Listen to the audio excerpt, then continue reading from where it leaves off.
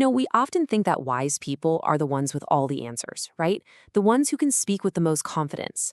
But what if real wisdom isn't about what we say, but about how we listen?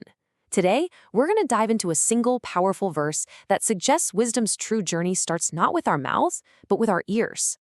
This one little verse actually lays out a complete roadmap for growing in wisdom.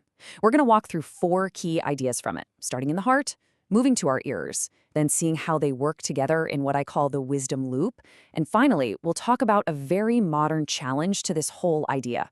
So here it is. Proverbs 18, verse 15. The heart of the discerning acquires knowledge, for the ears of the wise seek it out. It's short, it's simple, but it's packed with 2 really powerful, connected ideas. Let's break down that first part. All right, section 1, wisdom starts in the heart.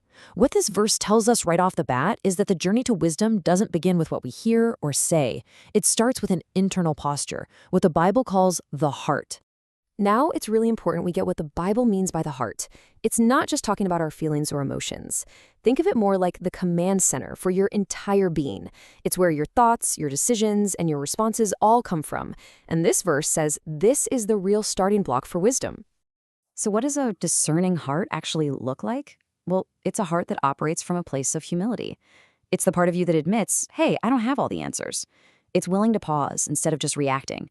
It has this genuine hunger to understand, not just to be right. It's this active, curious posture that really sets the stage for everything else. And this leads us to our first huge takeaway.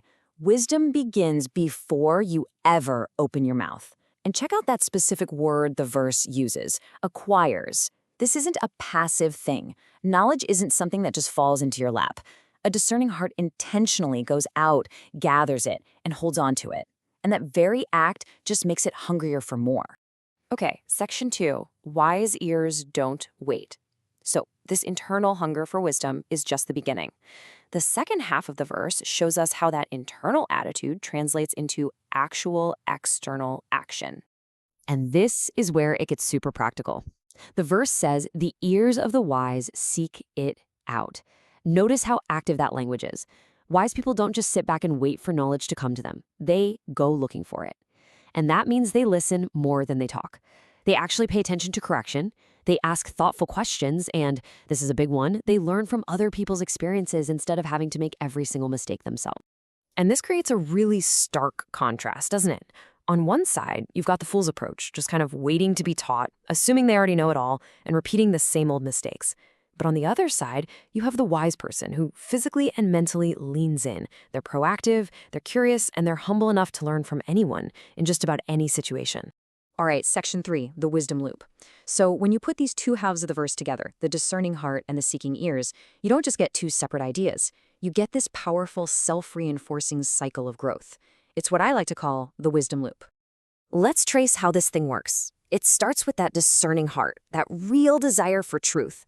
That desire then drives you to listen intentionally. And that kind of listening leads to real understanding, not just collecting facts.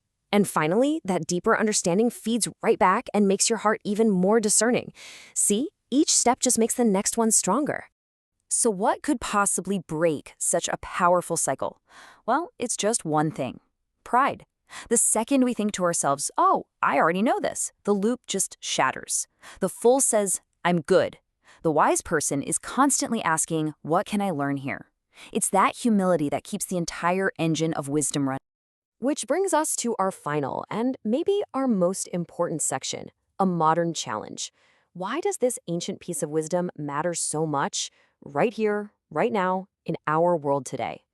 I mean, let's be real. Just look around. Our world is saturated with noise. Everybody has a platform, everybody is shouting to be heard, but how many of us are actually listening?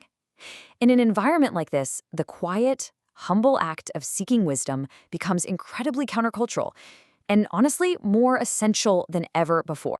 And this really gets to the core challenge for you and me. Our culture is screaming that the loudest voice wins the argument. But this verse quietly reminds us of a much deeper truth. Wisdom doesn't grow through volume. It grows through humility. It's about choosing to value understanding over simply being heard. So this is the question we really have to sit with. In our conversations, when we're scrolling online, especially in our disagreements, what's our primary goal? Is it to prove that we're right? Or is it to humbly understand what is actually true? So let's bring it all home. This one verse gives us three massive takeaways. Number one, wisdom is an inside job, it starts in the heart. Number two, it becomes visible to the world in how we listen.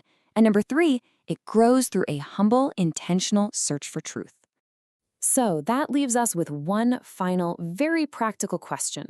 Forget about changing the entire world for a moment, just for you.